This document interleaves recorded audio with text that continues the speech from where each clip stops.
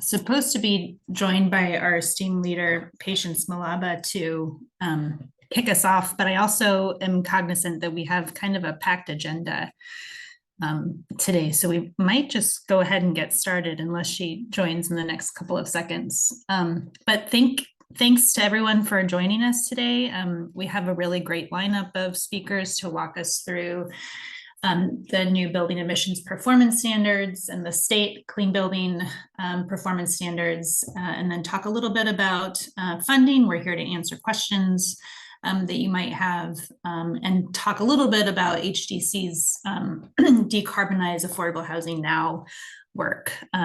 So I will put the agenda in the chat, but I think at this point, without wanting to take any more time from our presenters, I'm going to turn it over to Nicole and Amy from the City of Seattle to kick us off with their BEPS overview.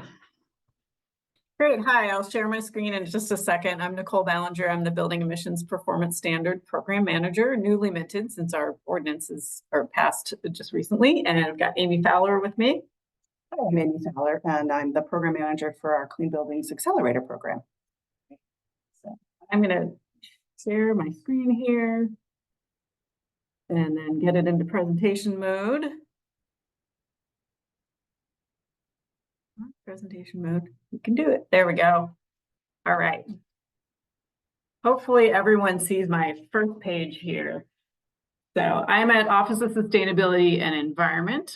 We are the city office that is charged with now working towards implementing the Building Emission Performance Standard, or BEPS, as we like to call it. So thanks so much for having me here today to walk you through this policy. I do have a fair amount of slides.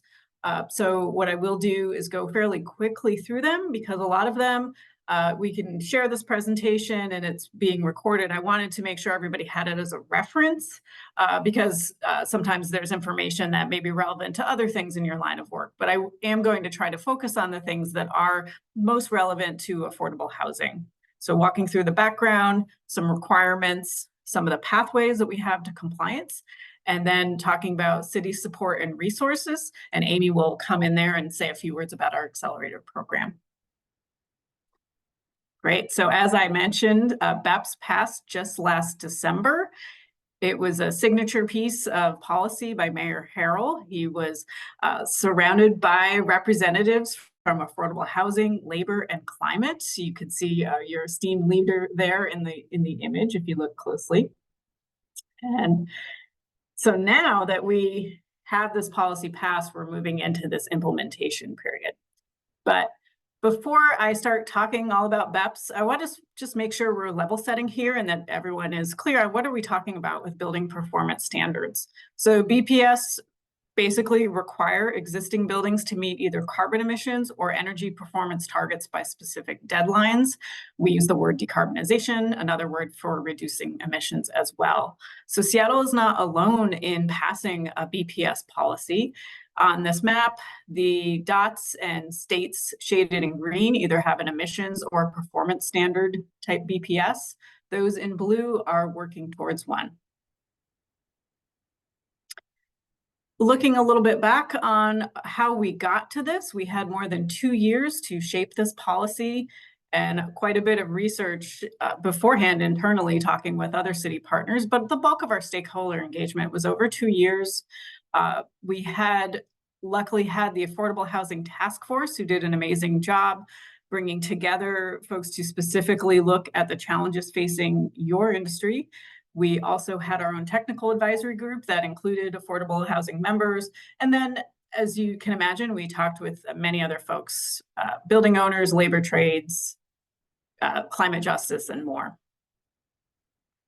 So our policy, as we were thinking about it, obviously it's primarily addressing climate crisis and pollution, but we also were clear to weave in and think about other ways this policy might intersect with environmental justice, issues around downtown revitalization, sending a market signal to move towards decarbonization, also signaling the workforce and supporting a just transition as well. And again, of course, working through affordable housing and human services use. So why are we doing this policy? Well, buildings are one of our largest sources of Seattle's climate pollution. They're about a third of the core greenhouse gas emissions. And in Seattle, we're really fortunate to have a very clean electric source, carbon neutral utility in the form of Seattle City Light. So when we're thinking about decarbonization here, we're looking at the fossil fuel used on site, like gas and oil within a building, and also fuel used that is piped around via the district steam system that primarily serves downtown. I should say the steam that is piped around that is powered by burning gas at the plant there. So all these sources here, furnaces, boilers, stoves, etc. So BEPS is one of the most effective actions we're taking. We expect it will reduce our greenhouse gas emissions by about 325,000 metric tons by 2050, and that's from our existing large buildings.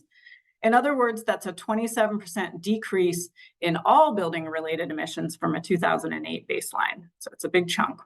If you like to think of things in cars, it's about 72,000 gas-powered cars off the road. So many benefits from BEPS and other BPS policies, certainly starting with efficiency first, can mean cost savings for owners and tenants. We're looking at good jobs, estimates in the 150 to 200 and something jobs annually that could be spurred by ordinances like this. Cleaner air indoors and outdoors, and certainly safer communities along the way. There obviously, have been some pretty high profile incidences of gas leakage and accidents. So moving on quickly into the requirements. So BEPS will cover buildings 20,000 square feet and greater, focusing on about 4,100 non-residential and multifamily buildings. Just a few examples here. So certainly doesn't cover all multifamily, but hits, some of the really all the high rise, some mid rise and some low rise. New construction is covered by the energy code. This policy doesn't cover industrial manufacturing, and it doesn't cover buildings smaller than 20,000 square feet or single family. So what do we require? Benchmarking verification is the first thing on the plate. We've been benchmarking here, and thank you for everybody who's been doing that already for about 10 years. We want to make sure we do some verification so that folks are really all using similar processes, making sure we have some data quality and a level playing field for everyone as we're working towards meeting these targets now. Also requiring some light performance, emissions performance planning, not looking at a detailed report, then meeting the greenhouse gas intensity targets, talk more in detail about that. And then lastly, achieving net zero by 2041 to 2050, and that depends on the building size and type. So again, this being a performance standard, we are looking at greenhouse gas intensity per square foot. So the high level view on the timeline, I'll go a little more into detail on this later. We are in the stage where we will be developing the director's rule starting this year. I'll give you a little more timing on that at another slide in a moment. Then concurrently, we are doing program development. We're already looking at things like reporting tools and other elements that we know we need to roll out the policy. The first deadlines kick off in 2027 with those reporting deadlines, and then starting to meet the targets, meeting them in 2031 to 2035. There is an extension for affordable housing and human services to basically skip the 2031 to 2035, but then you'd be meeting and reporting the 2036 targets. I'll explain that in detail more too. I'm not going to read through this. There's a lot of text, but this is just something to know that you would need a qualified person to report for this. We did mirror the certifications with the state energy performance standard certifications so that there's some overlap there to hopefully make that smoother so that people can use the same provider that they've already been working with. Also important to know is that if your group has someone who meets these skills in-house, that is okay to use too. Okay, with the rulemaking schedule, as I mentioned, we're at stakeholder engagement and awareness, kind of been doing this ongoing. We expect to kick off a technical working group in Q3, getting some more detailed input on some of the more technical elements of the rule. Our ordinance does cover a lot of detail, but there are some specific things that we do need to have some input from folks with specific field knowledge on this. Then we will move into public webinars, explaining our draft proposal ideas, then doing a draft for comment in early next year, getting towards a final rule in Q2 or Q3 of 2025. Okay, so digging into pathways to compliance. So a lot of text on these slides. I will go through it quickly and happy to answer other questions at the end on it. So most people we feel should be working towards meeting the Path A, which is the standard targets. And that includes the elements I described, doing the planning, the verification, and then achieving those specific targets. With Path B, there are some modifications, for example, extensions or end-use deductions, but it's generally meeting the targets. Path C is where you need to meet certain eligibility criteria, but there are basically, you can develop your own customized plan. And there's a couple options. One is a net zero by 2050. The other is a low emissions by 2050. So looking at the standard targets here to make that a little more clear, and I circled the multifamily housing, is a specific defined target. So for 2031 to 2035, you can see it's 0.89 here on this chart, and then it's decreasing. The targets for later intervals are in italics because those could be updated by a later rule. That's to allow some flexibility for new information about the market, new data that might be coming on as well. It's not locking us in, but we've put those out there so that generally folks have an idea of where we think the trajectory is going to go.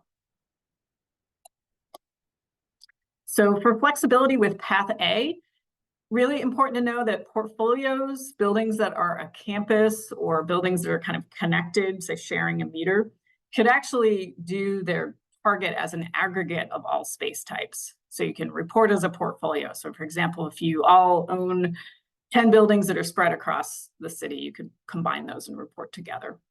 They would have to be a public or a nonprofit to do that. If they want to use the alternate GHGIT, which you would develop a baseline of your own individual baseline instead of using those set targets I just showed, you could do that if you're a public or a nonprofit portfolio as well. It's the alternate GHGIT there. So for Path B, I've just highlighted the ones in blue that we heard were of most concern to affordable housing stakeholders when developing the flexible paths. So extensions for new construction. Electric-only buildings have an exemption. If they verify benchmarking and show that's the case, you're exempt from the GHGIT requirements. We do know a lot of multifamily buildings are all electric already. Emergency backup generators, if you've got something powering your elevators, that would be exempt. And then also a cooking deduction as well. Specifically for housing, there are a couple other paths. One is the prescriptive path, which is or RX to shorten it, is to convert hot water or HVAC equipment to heat pump or in-unit electric resistance per code. That is available for 2031 to 2045. And also these extensions specific to affordable housing and human services that I'll talk through more in a second. So Path C, again, is that ultimate flexibility path, but the building does need to meet various eligibility criteria, which are listed here on the slide. I bumped up in blue the ones that we most heard from stakeholders as being of concern. Those are things like building having a landmark or historic designation already, needing structural electric upgrades that are required to meet net zero is just infeasible. Incremental cost of meeting net zero emissions, creating financial distress or infeasibility in a low-income housing. So you can see how there are those two plans. Some of these eligibility criteria do drive towards that low emissions plan potential. Okay. This is looking back again at that extension under Path B that is affordable housing and human services would be eligible for. So either using that extension or the prescriptive path. So the first two compliance intervals, the verify and report in 2027, starting in the 2031, you still would have to do that, but you could skip meeting that 0.89 target and then really work towards meeting that 0.63 target starting in 2036. That's the basic extension. The second one is the sort of mid-dark green, not the darkest one, but the 2041 to 2045, which is that refinancing extension. If your property is not subject to refinancing until in that time frame, you could then apply to go all the way out to meet that later target, but it would be meeting that later target. Okay, moving on to city support. So before I get into support, I just want to share that penalties, as we feel it at the city, we want it to be a last resort. We've had close to 99% compliance on most of our other requirements with benchmarking and tune-ups. I think we're in the high 90s. So we really work towards an education focused and providing as much support as we can. And this is, for folks who truly never, aren't making an effort. But there are penalties for failure to report inaccurate reporting. Those wouldn't start until 2028 because there's a full year grace period. But for not achieving the greenhouse gas intensity targets, those would not start until 2032 because the result is that year grace period. It is at the lowest level for low income, low rent multifamily housing, but we recognize even that is a big impact. So what are we doing for support? So really kind of three main tiers here. BEPS support is in planning. Some of it we're doing already through benchmarking with help desk, more detailed technical support, reporting tools, our education and training. Amy will talk about the accelerator, and also case studies, fact sheets, etc. Also have already made some engineering and capital investments. Not going to read these all, but for example, the city was awarded $2.3 million. Office of Housing has a decarb project going on right now. The Green New Deal Fund awarded some money to decarbonize a single building. And then our accelerator funding, that is new, which is also for capital engineering. We're also pursuing a lot of funding here. We just sent in a very large proposal just last Friday to support enhanced customer support and sort of a deeper level of technical support. We sent that in on Friday to DOE. We're also pursuing, the state I know is pursuing RECI funds, which is another federal source. And the state has been announcing various budget opportunities over time. They just announced several things in their budget last week that we think could be available to support multifamily. So we are tracking those as well. Just in terms of what we have for plans and for tools, and that will be growing. We've had case studies like this one for a while, the Stewart Manor. We're working on some others, but would kind of keep growing these over time to share with folks to help explain what are some pathways to decarbonization. We also have our energy benchmarking map, which is a great online resource that you can go to. You can find your building, view the building report, you click on it, and then you can see the emissions report to get a rough estimate. This is not going to be like your exact target or your exact GHGI because we'll be asking folks to calculate it, but it can give you an idea of where you stand. We're updating this tool as well to make it really align better with the new BEPS policy. Right now, it's kind of aligned a little bit more with the state policy, but we are retooling it now. So with that, I told Amy 17 minutes. I'm at 16:40. Hand it over to Amy to walk through the accelerator. Is she good or is she good? All right. Good afternoon, everyone.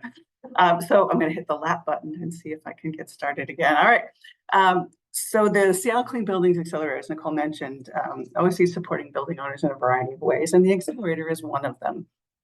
We developed the accelerator back in 2021, 2022 to help under-resourced building owners meet state requirements that to reduce energy use intensity, the state clean building performance standard, and then to also reduce their greenhouse gases.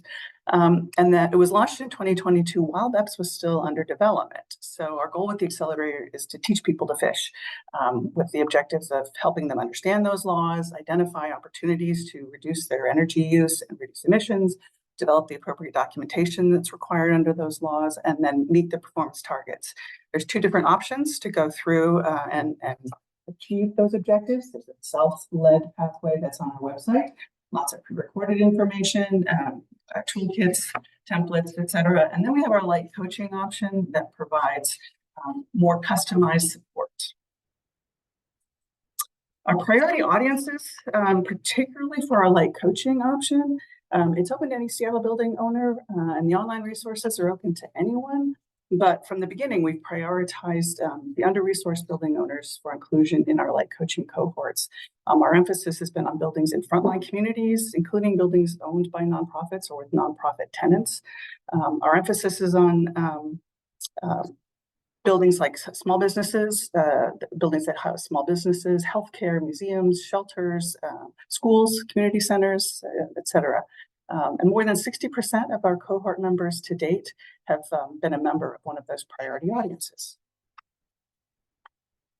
To date, we've had over 40 organizations participate in those coaching cohorts, and 14 additional organizations are in cohorts right now. As I said, more than half have represented the frontline communities as nonprofits or as Class BC real estate. A few of them are up here right now. One of them that we have had is Seattle Housing Authority. They were in cohort 3 and they're in cohort 6.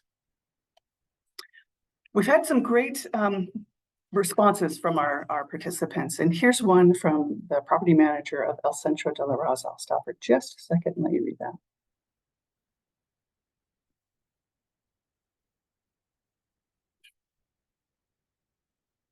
So as we look forward, we've got things ahead of us that with the rule, the state rule coming online with tier 2 buildings, expanding to 20,000 square feet and higher, and multifamily buildings, as well as those buildings being covered by the Seattle benchmarking and BEPS. We're expanding the accelerator to include those buildings, as well as retooling our curricula around those buildings. They're slightly different audience and trying to reach those buildings as well. And we're also aligning our curricula with the BEPS requirements to make sure that we're meeting those needs. The owners are likely to need a slightly different kind of assistance, and perhaps a slightly different kind of training program. So we're taking a time now to retool and reevaluate how we offer that assistance. The type of coaching that we provide over the course of many months with multiple engagement opportunities might not be the right form of assistance for those particular building owners. We also have decarbonization funding that was provided by the City of Seattle. It's $4.5 million in this fiscal year to provide engineering support and capital improvements for nonprofit multifamily housing or those serving frontline communities. We've got a few projects that we've already identified that are ready to roll, ready to fund this year through the Office of Housing, and we've been working with Decarbonize Affordable Housing Now. They've got a desire to identify a pilot project. And concurrently, we're developing a competitive program so that we'll be able to announce that later this year, and any building owner will be able to apply for funding. And with that, I think I'm right on time. Yeah. Oh, happy to take some questions now, Lauren, or whatever you would like. Yeah. I think, thank you both for that overview. I think if there are any specific questions for Amy and Nicole now, you can take yourself off mute or you can put it in the chat. And then you can also follow up with any questions in the chat as we go.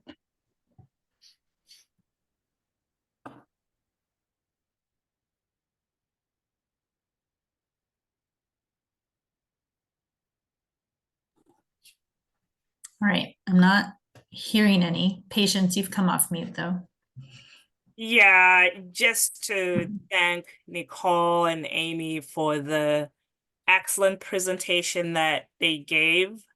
I think your insights and your expertise in just giving an overview of the intricacies that are involved in the building emissions performance standards with so much clarity is really helpful for our members.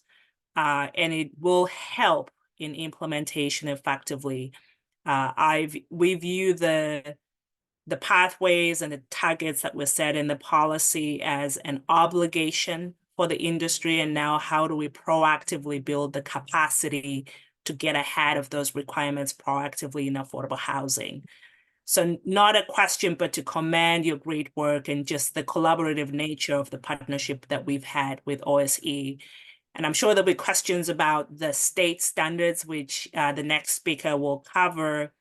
One fine point that I want to elevate and maybe just hear your thoughts on where we are on this. On the GHIT, you mentioned that the rulemaking might tweak the lever that we end up in. If you could speak a little bit more to that, are we going to end up with not the 0.63 for the 2036 timeline or a different GHIT? So that's a question I have.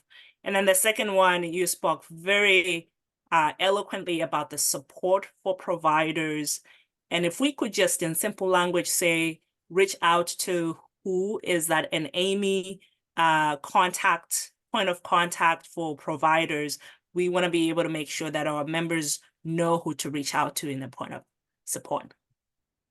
Yeah, I'll answer that question first. Reaching out to Amy or the Clean Buildings at OSC, or sorry, Clean Buildings at seattle.gov is fine. Goes to a box that both Amy and I monitor it, and we figure out if it's an Amy thing or me, or we're working on getting more staff on board. So yeah, Amy's going to type that in. And then as far as your question about the targets, yeah, so those are provisional. The ordinance actually has very specific timing as to when we would look at even whether we would adjust those. So they would not be adjusted in a rule that has to be done by December 31st of 2030 or 2029. Now I'm forgetting, but anyway, it's not this year. That's the take home. So this year, we're not going to be looking at tweaking the later targets, but they are on the agenda and very clearly spelled out, like, let's see how it's going. Let's look at, have, a conversation, look at how the trajectory is and move forward. So that was something we wanted to be clear about. So my advice is to consider that those are probably likely what they would be, but this offers some small tweaks in one direction or the other if needed on those. So yeah, we have a lot to tackle this year in rulemaking, so at least we don't have to do that one. And I'm really gratified to hear that you find it fairly clear. I look at it and I see it as very complex requirements, so I really do welcome folks' feedbacks on what we can be clearer about what types of tools would be helpful for you. It is all the work we're going to be doing. We're staffing up to get that going. So really anything in your experiences is really helpful for us to hear, because we want to make it as clear as possible.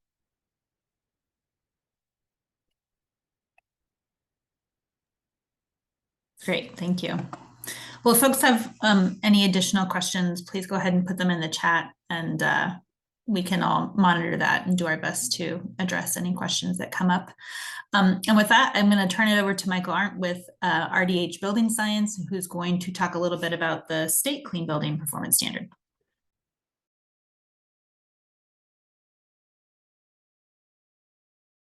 Oh, Michael, hi, everybody. Michael Arndt with RDH.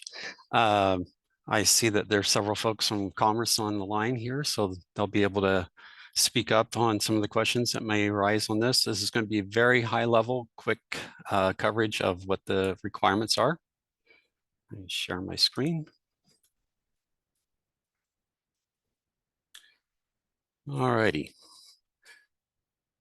So BPS, as Nicole mentioned, is throughout the the whole states. There's several municipalities are implementing different types of metrics to reduce energy consumption, greenhouse gas. Maryland just enacted one that involves reduction of water use. For the state of Washington, as you know, we have the greenhouse gas reduction within the city of Seattle, and the state is looking at green energy consumption, energy use intensity. The energy use intensity is basically an indicator of the building's performance. So the higher the number you have, the worse off your building is. The lower the number, the better. The Department of Commerce is basically the facilitator of this law. And there is now 2 categories similar to the city, Tier 1 and Tier 2. For multifamily buildings, they fall in the Tier 2. All buildings 20,000 gross square feet and larger. This is very much in line with what the city has. For the Clean Buildings Performance Standard, they're just asking you to benchmark your buildings, develop an energy and maintenance program, and an energy management plan. it's real simple, but it's still complex in its own little way. Don't be fooled by the deadline of 2027. There's a lot to be done for buildings that, the benchmarking aspect, getting that converted over to Energy Star, developing your energy use intensity number from that benchmarking, and then submitting that over to the state, doing the paperwork as far as developing your energy management plan and your operation and maintenance program. Again, just like the city, it's on a 5-year cycle. So every 5 years, potentially the targets could be getting harder. The long-term goal here is net zero by 2050. So tier 2, which all the multifamily affordable housing, low-income housing falls into. They just finished up rulemaking, as you can see here, back in this past year. Right now, they're developing the list of all the building owners to send out notices to. This is through the assessor's office and other data that they've acquired. And those notifications should be arriving sometime in about July this following year. Your reporting is going to be in 2027. Like I said, don't delay on starting your benchmarking and stuff. The more low-hanging fruit that you can do to provide better energy consumption within your buildings is the goal here. So what is CBPS, Clean Buildings Performance Standard? They developed 2 tiers, as I mentioned earlier. Tier 1 buildings is all commercial buildings, and they have to go through this whole process of benchmarking, doing audits, developing plans, optimize bundles, re-benchmark the building if they did any improvements to the building, and then they meet compliance. Tier 2, like I said, we're only looking at benchmarking your building, developing the operation and maintenance program, and then developing the energy management plan. It's a lot of work, and there's a lot of services out there like Nicole and Amy mentioned. PSC, City Light, et cetera, have various accelerator programs to assist for self-help support, or you can hire out consultants to help you through this process. So basically, benchmarking is just for the state is inputting all your energy providers, PSC, Seattle Light, into Energy Star, which is a program set up by DOE to monitor where buildings are at throughout the nation. And once we get that information on there, we can determine what the weather normalized EUI for your local climate on this side of the mountains versus the other side of the mountains. The O&M and energy plan are basically a list of every component within your building that uses energy. So this could be lighting, HVAC, mechanical aspects, your building envelope, roof, windows, etc.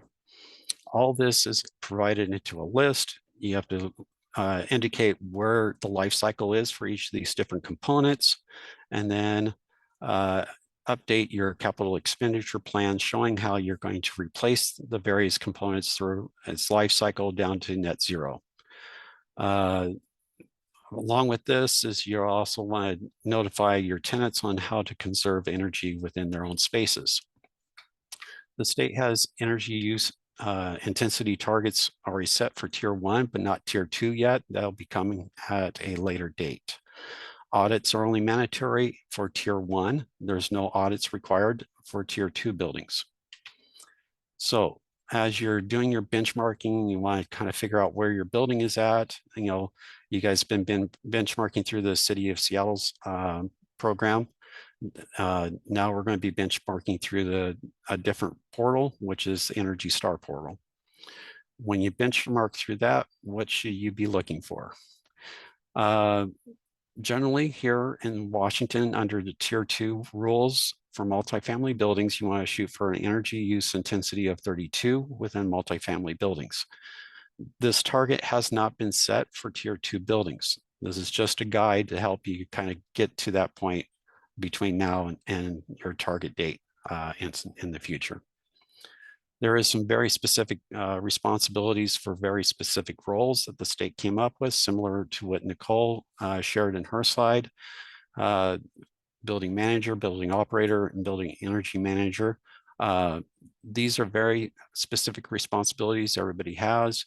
The energy manager is kind of the one that's going to be herding all the cats. From there, tier 2, they just implemented a new role, which is the qualified energy manager. This person has to have specific certifications in order to do this particular role. And they are basically going to be submitting all the paperwork to the state via the portal site. This person would be likely somebody you'll have to hire, not likely you'll have this type of person on staff. On tier 1, you need to have an energy auditor and a qualified person. At this point in time, this is not needed for tier 2 people, building owners. So what's the difference between CBPS versus BPS? So both of them are pretty much online. They're just two different ways of targeting metrics. One's looking at greenhouse gas emissions, one's looking at energy use. They're both looking at 20,000 gross square feet or larger buildings, both not residential and non-residential commercial buildings. Right now for tier 2 buildings, they're only looking for benchmarking, operation and maintenance program, and an energy management plan. There are no targets required at this point. For the BEPS program, as Nicole mentioned, there is targets that have been set. Benchmarking and verification is going to be required. The first deadline for the state is 2027 for multifamily buildings. And this is just inputting all that information that you just developed over this time into their portal site. For the first reporting over at the city level is at 2027, but if you look down below, there is that extension that Nicole mentioned earlier.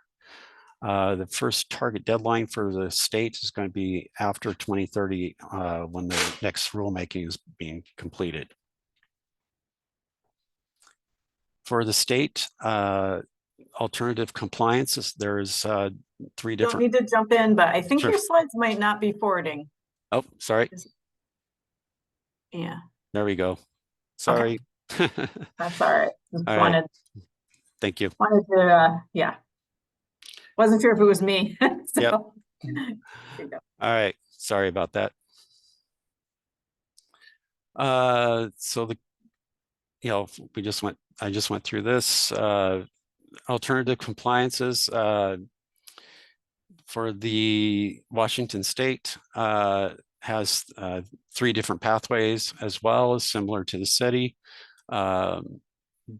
Unique conditions, there's exemptions for the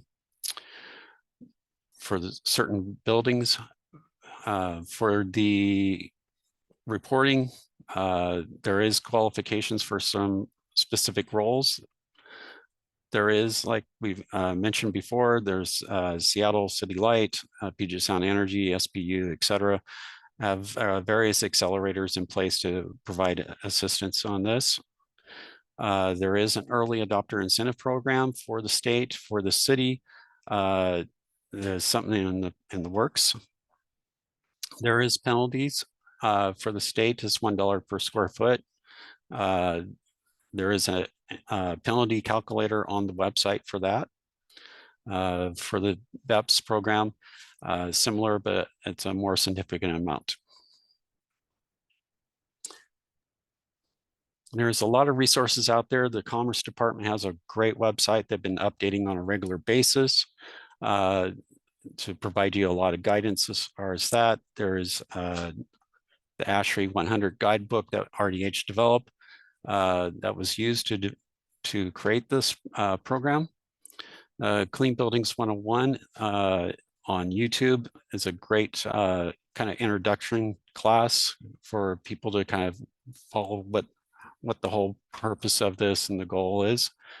I have a little blog that I started up. The city has their website as well. Institute for Market Transformation has a great website as far as building performance standards in other cities, states, and municipalities. Better Buildings dives a little deeper into some of the BEPS programs. CPACER is an excellent financing option here locally in King County for you to look into. I know there was a lot of material kind of jumped through our standard disclaimer. But if there's questions, comments, concerns, like I said, Commerce is online and they can help out if there's any questions.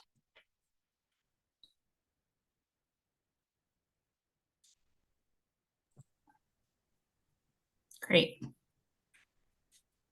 Any questions for Michael or folks from Commerce?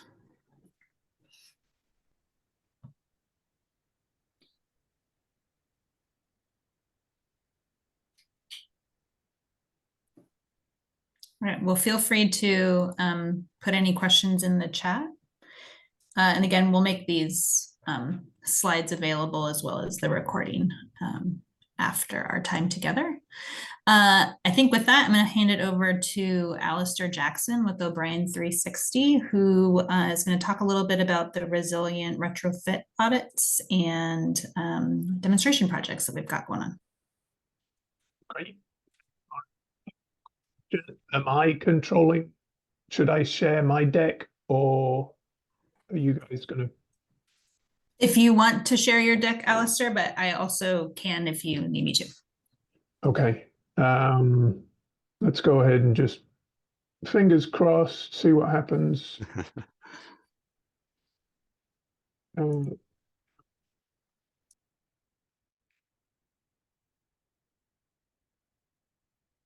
So are you seeing my screen? Yep. Yep. Okay, great.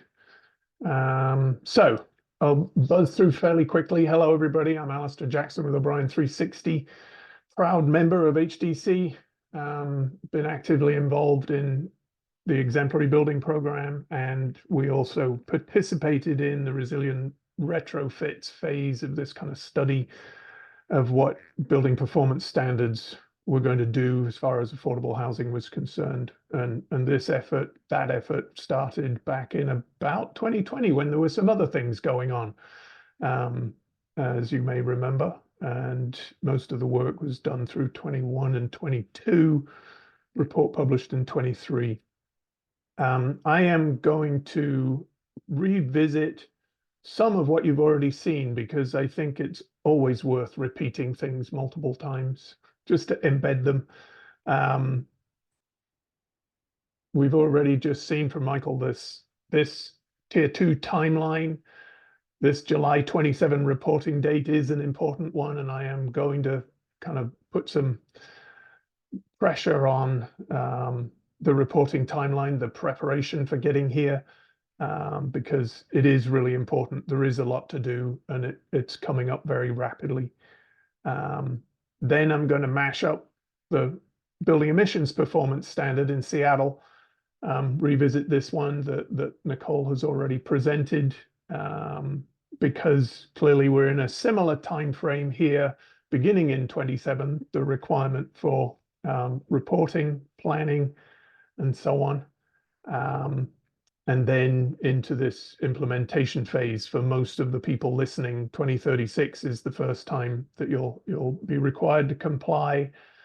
The multifamily target 0.63 kilograms of CO2e per square foot per year, which is probably a fairly meaningless number for you at the moment. And so I'll try and put that in a little bit of context.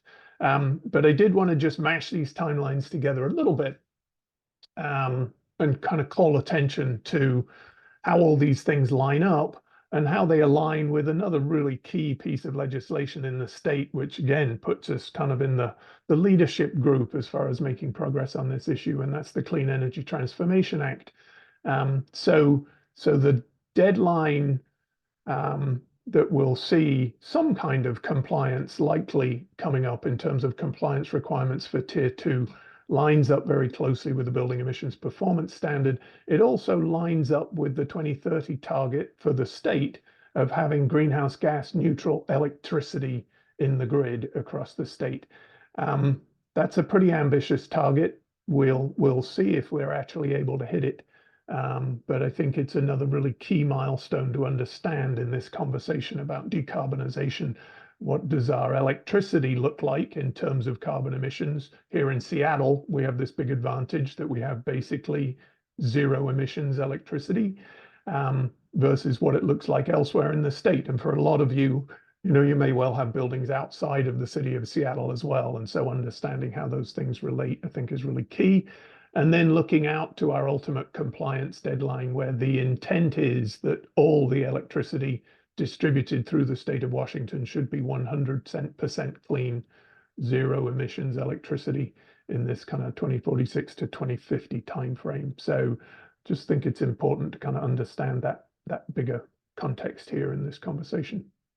So as I say, this resilient retrofit study was an effort that was funded by Seattle King County HDC, but also with funds from the United States Energy Foundation, and that was facilitated by the City of Seattle Office of Sustainability and Environment. So that collaborative effort really kind of starting pretty early to say, okay, let's begin to understand what this looks like, what it means for affordable housing. So the intent of the study was to help provide information to help understand how we needed to build capacity in order to be able to implement decarbonization retrofits in multifamily buildings, to inform city staff at that point who were early in the policy development process, and who were doing a great job of kind of reaching out to stakeholders, putting together task forces, doing a huge amount of research, that an opportunity to feed in a little bit of local information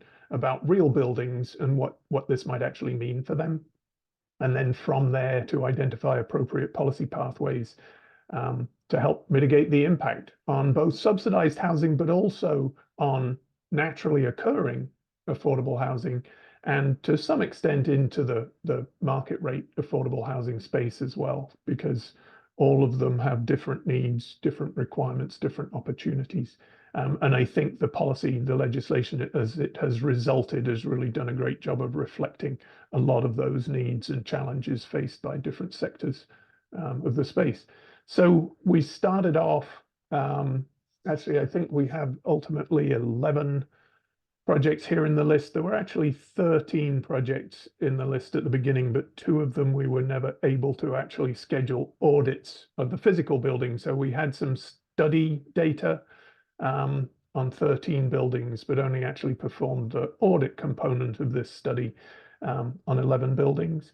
The goal was to try and find a mix of prototypes that represented the various building types that we see. So a group of all electric buildings that had electric heat and domestic hot water, both common area and in-unit heat. We had a group of buildings that had gas for domestic hot water and electric heat for everything else. And then we had a group of buildings that were gas for domestic hot water and for space heat, and then obviously electric for lighting and plug loads and so on. As you'll see, the unit layouts, the number of floors, the age of the buildings, we tried to mix up as much as possible to make sure that they were representative of the types of buildings that we typically see across the city. What I'm going to do is just do a brief comparison. There's a lot of information that came out of this report. I was trying to figure out what was the most important from a context point of view, and I think really understanding what these targets look like in relation to your buildings is one of the things that I think is probably most important to understand at this point. So what I've done is actually pulled some slides from an earlier presentation we did for HDC about the resilient retrofit study, and I'm trying to put it into context. So for our all electric building cohort, you can see on the left, we have the report of the actual emissions intensity of the buildings in the cohort. And on the right, we see the EUI, the energy use intensity target. So the part on the left is for the building emissions performance standard. The part on the right is for the clean building, the state clean building standard. And what you can see here is that if you're an all-electric building in Seattle, you're pretty much safe. This line represents the final target, the 2046 target for the greenhouse gas emissions. And all of the buildings actually fell under that because the electricity they consume in the building is greenhouse gas emissions free electricity from Seattle City Light, basically. The same is not true for the EUI target. Here, I'm using the same target of 32 that Michael mentioned. The state has not yet published a final target for tier 2 buildings, for multifamily buildings, but we're assuming this target of 32 here. So an interesting comparison here when you think about the compliance pathway. While you may be comfortable with your compliance requirements as far as the city's concerned, we have an issue from the state perspective. For domestic hot water, we're in a different situation. Here we have gas driving a whole lot of emissions intensity, and in the electric side, we're looking actually at pretty similar results. So the building's well over the compliance target as far as the city requirement is concerned, as well as the state. And so this is an area where we're going to see there's a reason to be taking some kind of retrofit action, and we'll talk a little bit about compliance shortly. In the gas for domestic hot water and space heat buildings, clearly we have major challenges on the clean buildings perspective. Sorry, on the building emissions performance standard perspective. And this is the real challenging segment of the housing space, is how we deal with these buildings. Buildings that only have gas for common area heat and still have electric resistance in the units are in reasonably good shape. Buildings that have gas-based heat, probably a hydronic or a steam system throughout the building, are really going to be challenged by the building emissions performance standard. And I think that's where there's a lot of focus in trying to figure out where buildings stand at present from that point of view. So just quickly summarizing, all electric buildings, they decided BEPS actually stands for being electric is pretty savvy, because you're in good shape.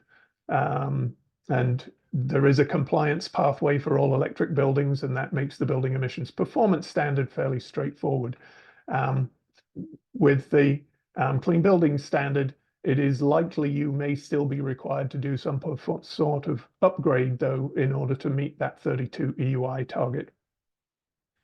Fossil gas hot water buildings, again, it's a fairly straightforward conversion. There will be a retrofit requirement. Basically, you're going to be turning your building into an all-electric building by eliminating that gas, or you are going to be installing a heat pump water heater, most likely to actually get down to the clean buildings target. And then the fossil gas, as I say, very challenging.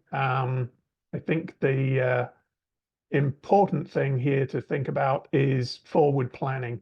I just realized I seem to have managed to have duplicated my slides here. So that says the same as what I've just covered.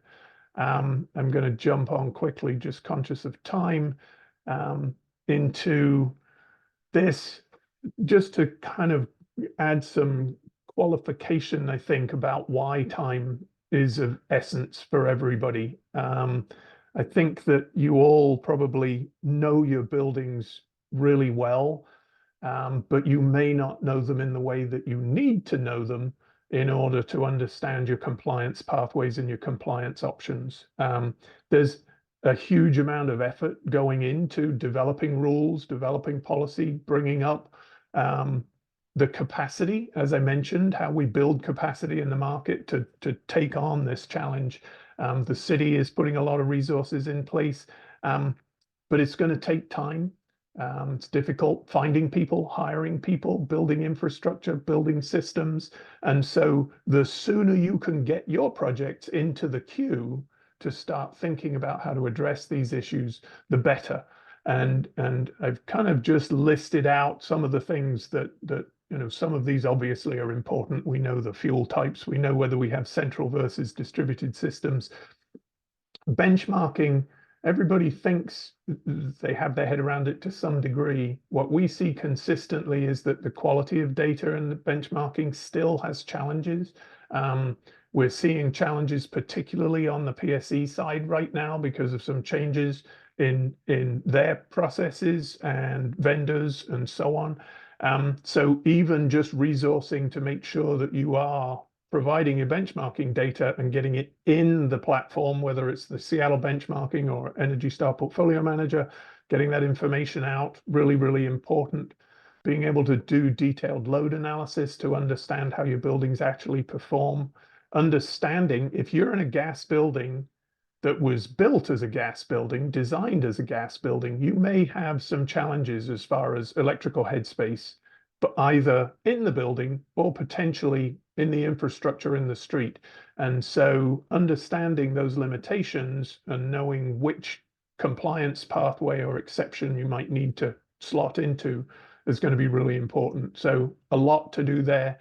And then, of course, in terms of plotting your course, figuring out how your strategy fits with the replacement cycles for your buildings, with the refinancing cycles, understanding tenant logistics. If you're going to do a significant retrofit to a building, how are you going to manage your residents during that time frame? How do you capitalize on incentives? The nuts and bolts of system design, incorporating new technology, finding partners, contractors who are going to have the capability to do the work.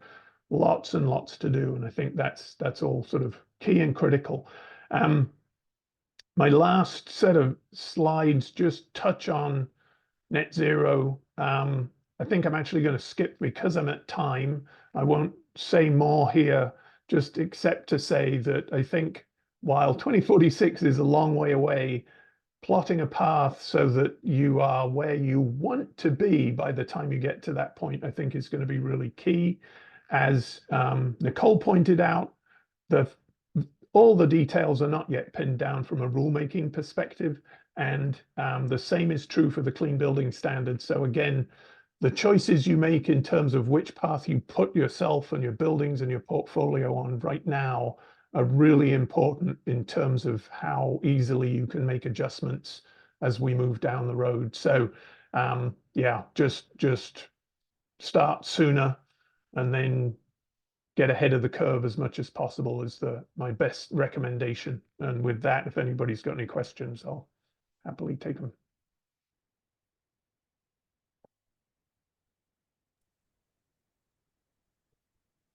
Thanks, Alistair. Any questions?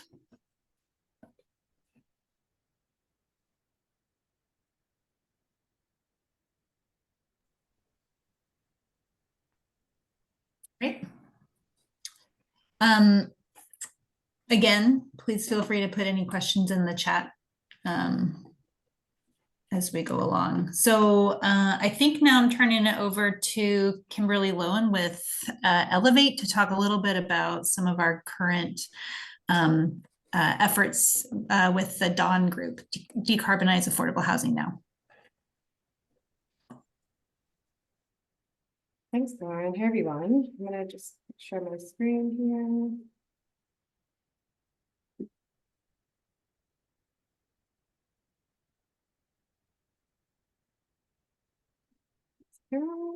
Yep.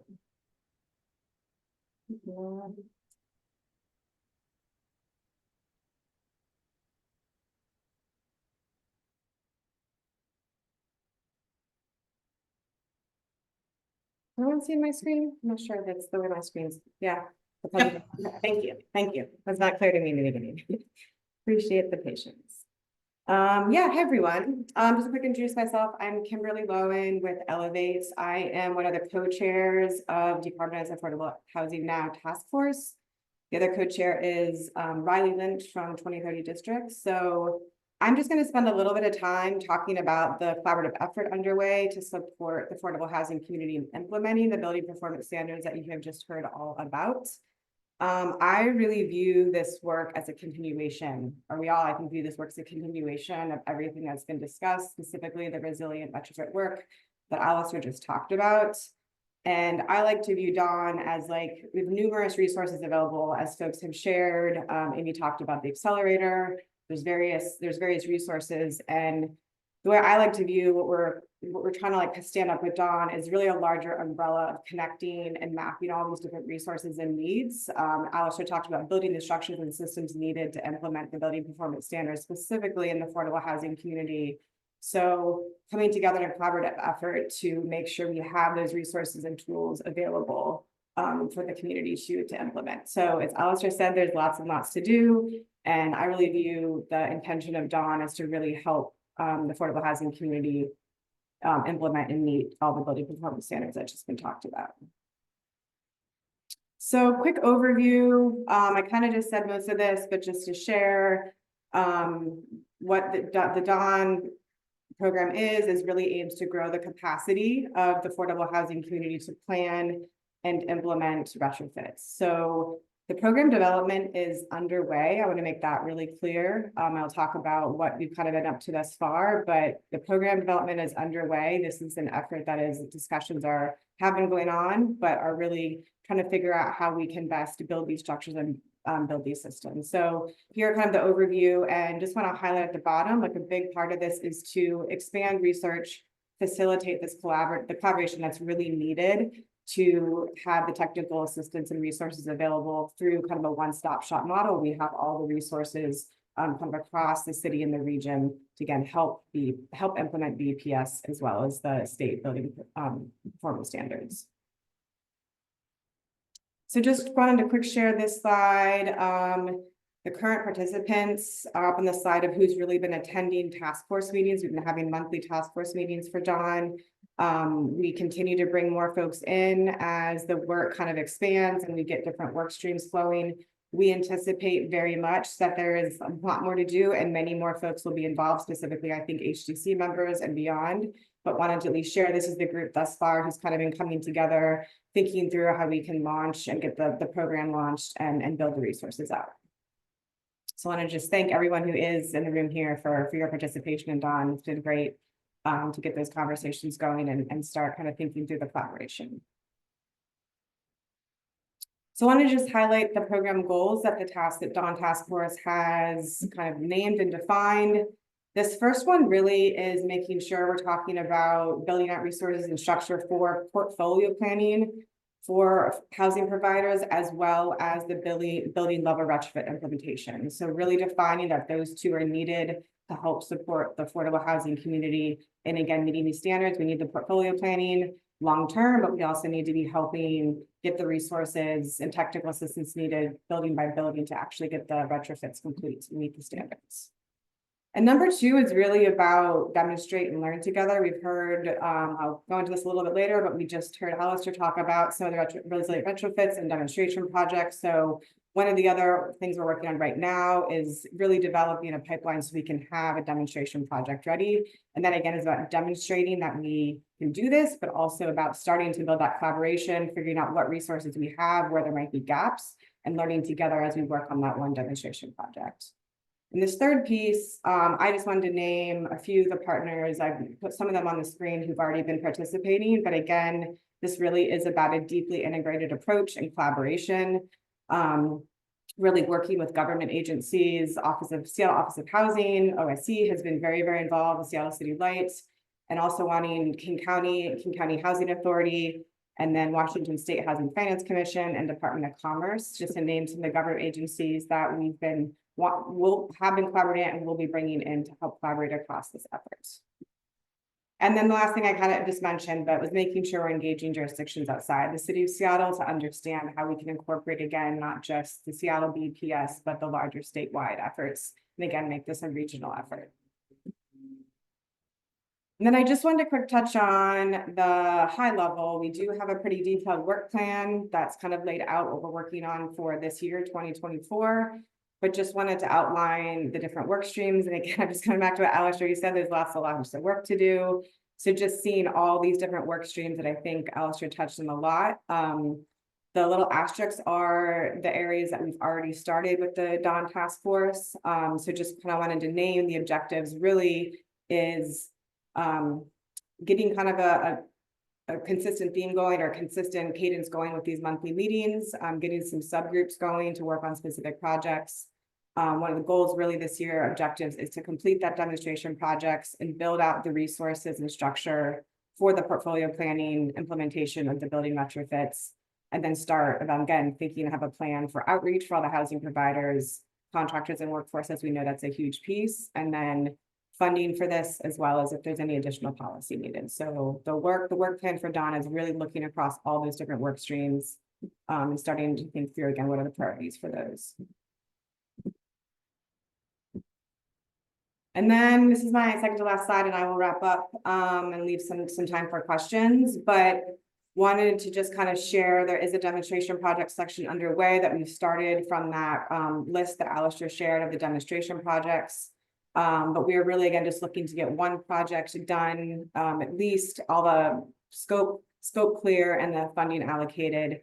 And these right now is the high level criteria we're looking at. We're looking at buildings that have already received an assessment, so they've already gone through that process. They're located in the city of Seattle, specifically because we're looking at utilizing some OSC funds. Again, building has to be larger than 20,000 square feet to meet the different performance compliance. And again, we want to make sure the project is complying with the Seattle BEPS as well as the state. So making sure we're learning again how we can both incorporate those into requirements and technical assistance for projects.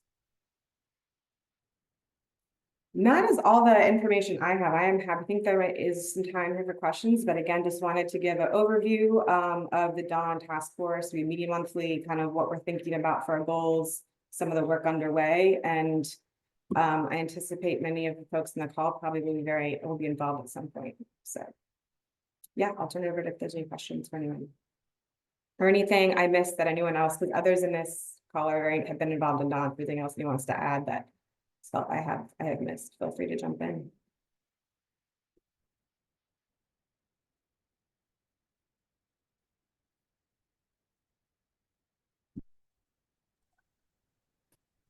Well, Kimberly, thank you so much for your leadership and for giving us an overview today. You can see that Kimberly, Riley, and then Laura Frankie's contact information are up on the screen. For those of you who haven't met Laura yet, she's HDC's new Sustainable Buildings Coordinator and is really helping to move a lot of these efforts forward. So thank you to all of you for all the work that you're doing in this front. Thanks, Lauren. Absolutely. And I'll just reiterate Lauren's thanks for the leadership and the partnership that we've seen from our members on this issue. I think we remain very clear-eyed on the goal of being partners to get to a 2050 where we are at net zero.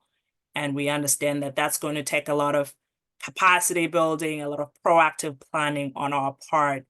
The one point that Kimberly elevated that I just want to underscore is that the DAHN work was a culmination of the HDC Building Emissions Performance Task Force. So building on that study and a strong foundation of work, and now beginning to really dive into the details of how do we support affordable housing projects to do retrofits proactively. What does it take to do a retrofit? What will be the cost, and what are the incentives that we can continue to source for in terms of investing resources to support providers across the board. So thank you, Kimberly and Alistair. Thank you so much for just that great outline of the work that was done in the study, and Michael for helping us connect with the state level, because that has been a question that has come up a lot in conversations across the board in terms of how does the state requirement align with the local city requirement, and how will affordable housing providers be supported? And I think we drove that message home and more clearly. And we'll open it up for any other questions. And Lauren, I know you're handling this part, and we'll hand over to you in facilitating that. Yeah, thanks, Patience. I'm gonna want to turn it over back to Michael briefly, just to talk a little bit about funding opportunities. And then as time permits, we want to make sure that folks get all of their questions answered.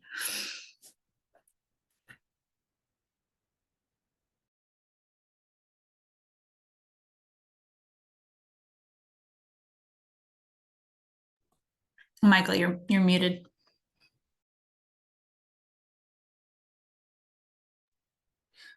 Okay, hopefully this works better this time. This is the fun part. Where is the money? So I am going to be relying on the city and the Department of Commerce to kind of assist me with any questions. It's not an area that I typically work in, but the city of Seattle shared these slides for us to kind of go through. First off, the city of Seattle put together all these slides. Amy has been a great resource for helping me on this. The city goal is to help building owners transition to net zero by 2050 or sooner. They have staffing and they're continuing to apply for funding, as they mentioned earlier. There's 4 types of funding available. First off, we'll talk about the Clean Buildings Accelerator Program, which everybody's kind of mentioned already. There's going to be some capital funding sometime in the future for that. The BEP, Building Electrification Program, is grants that city has opened to support multifamily buildings. The GRRP grants are for properties that are eligible for this, are going to be buildings that have been receiving HUD assistance, including Section 8, Section 202, Section 811, and Section 236. CPACER program is an excellent thing here in King County for lending for energy retrofits. The Washington State Housing Finance Commission has loans, has quite a few options there for you to choose from. And lastly, bank lenders. There is a group called Craft 3. It's an excellent source for you to look into for low-income multifamily options there for BIPOC communities, minority groups, etc. Then we move over to the early adopter incentive program within Washington State. The Clean Buildings Performance Standard has a couple of options based on the type of building you are. Tier 2 buildings will be eligible for 35 cents per square foot. There is a new House Bill 1976 that just passed that will allow that to increase. PSC and Seattle Light have several different programs that you can take advantage of to make better performances within your building. There is a lot of options within the home energy rebates, the home efficiency, and the home electrification and appliance options are about to open up through the city. DOE has a great site for other resources for funding and incentives. This is the biggest one that a lot of building owners are going to be taking advantage of, is the tax deduction through 179D. Through the city of Seattle, you'll be able to claim up to $1.88 per square foot for energy efficient buildings or improvements within your buildings. So let's move over to state and federal. These slides are from the Commerce Department. I modified those to focus more primarily on the low-income affordable housing aspects. Like I mentioned, the early adopter incentive program, the energy retrofit for public buildings is grant funding through public entities such as towns, cities, tribes, and agencies that make energy updates to public buildings. There's going to be another solicitation in spring of 2024. And this would be focused on environmental yield disparities maps. This is focusing like North Seattle and South Seattle buildings. Energy audit financing, funding for publicly owned buildings. This is for energy audits and public buildings, offers upfront funds to help pay for investments and investment grade energy audits on public buildings, energy audits to use to identify cost-effective measures that can be used to comply with the Clean Buildings Performance Standard. or for the early adopter incentive program. Here, Washington Home Electrification and Appliance Rebate. I understand the city is not taking part of this funding, but HDC through the DAHN program could potentially apply for it under track 2. The CPACER program, like I mentioned, is another great opportunity to take advantage of for lending. And the climate commitment action dollars is a cap and trade program. But again, this is more focused on clean air pollution and identify communities, primarily South Seattle area. Clean Buildings Performance Standard, as I mentioned, Tier 2 is going to be 30 cents per square foot for supporting you. The House Bill 1976 potentially could add some more money for that.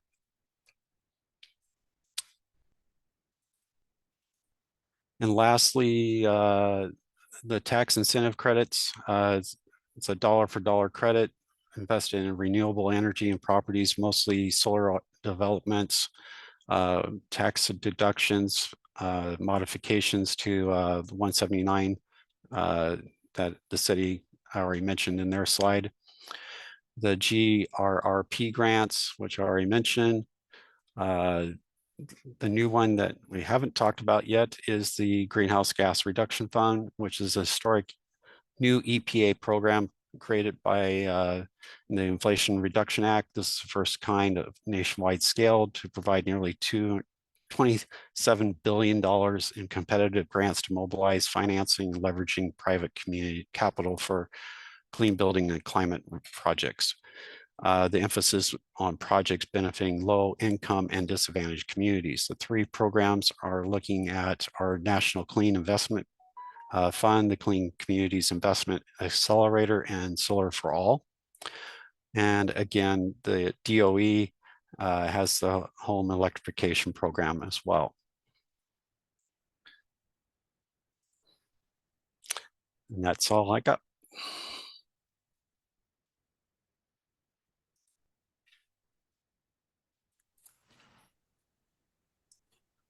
Great.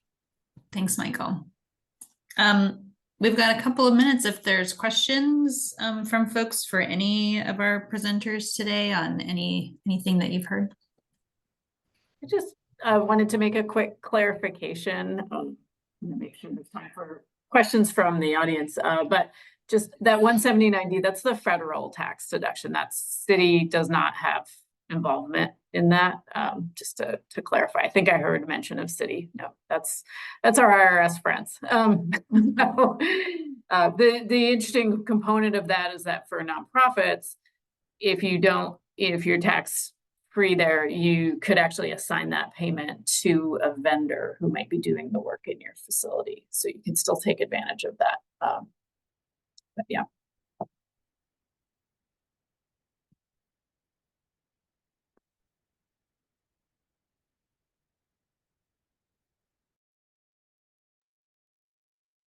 Well, I thought this funding section would be the most lightened up part of the conversation because we hear this question of funding across the board. But just to the panelists, could we speak to the support that's coming through, that could be through commerce, of getting the federal money in the hands of providers? I know there's been some navigator suggestions, and there was a bill that was moving towards establishing a navigator to get access to the Inflation Reduction Act money. How much of that are we seeing? How much more collaboration should we be thinking of facilitating to get folks access to those resources, or a centralized way of facilitating that across the board? And Michael, we might start with you.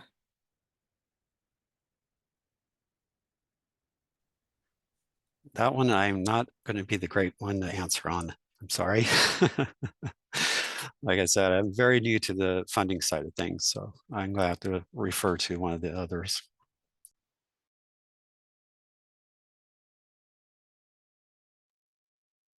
Hi, this is Luke from Commerce. Unfortunately, I as well. I'm not an expert in the funding opportunities. I'm on the technical side of the standard. But if you could email any specific questions to, I'll provide an email address in the chat here, and you can follow up with those questions. I'll make sure that gets to the right person. Yeah, and I could jump in on that too. That is something that we see as a big need and a gap, that there's funding out there, but connecting folks to it and wrapping your heads around what are all the different criteria it's a huge lift. I will say that internally it's hard for us to sort all these things out. So we're seeing that as a need. We've identified it in at least one proposal that we put out already. And hope, fingers crossed, we'll get that support and have some good news to share on that. But yeah, it's whether, if we don't get that one, we'll keep pushing to get that need. Because I thought that the navigator is mostly in the single family side, but I don't know for sure. But either way, I think, as I had said, there's plenty of work on all of this effort for all of us, and having multiple resources is not necessarily a bad thing to do.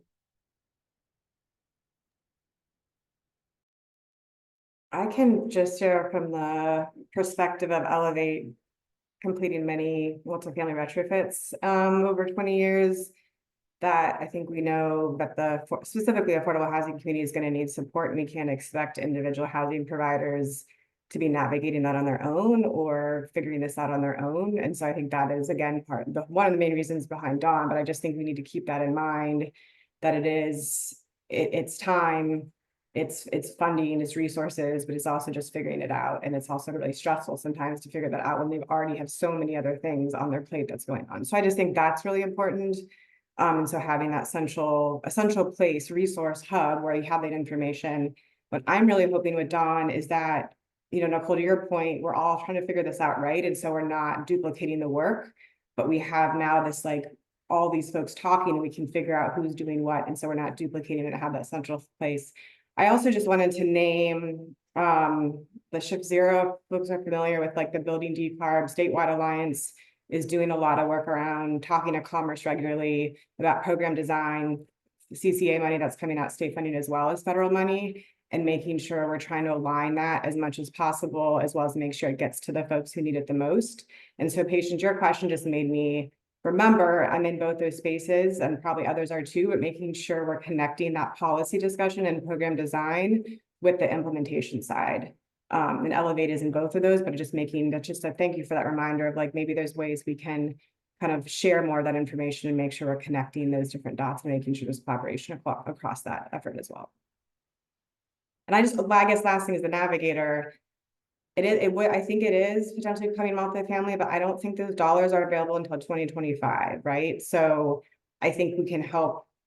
Ship Zero is also thinking about that, but I think some of it's going to be, we're going to have to do some stuff before that's ready, I guess is all I'm saying.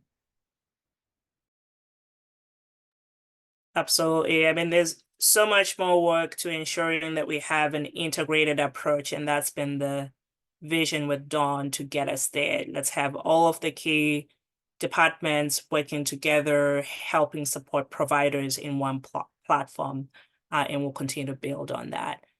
And with that, Lauren, I noticed we're right to the top of the hour, so we'll hand over to you for any logistical closings. Yeah, well, I just want to say thank you to Amy, Nicole, Michael, Kimberly, Alistair, Laura, for all of your work in pulling together these resources and for taking time to present today. We will have the recording up on our YouTube channel. We can follow up with all of the registrants as well as with the slides from today, and maybe some additional resources regarding the audit information and the resilient retrofits report. So I think with that, thank you everyone for joining, and hopefully you can enjoy some sunny weather.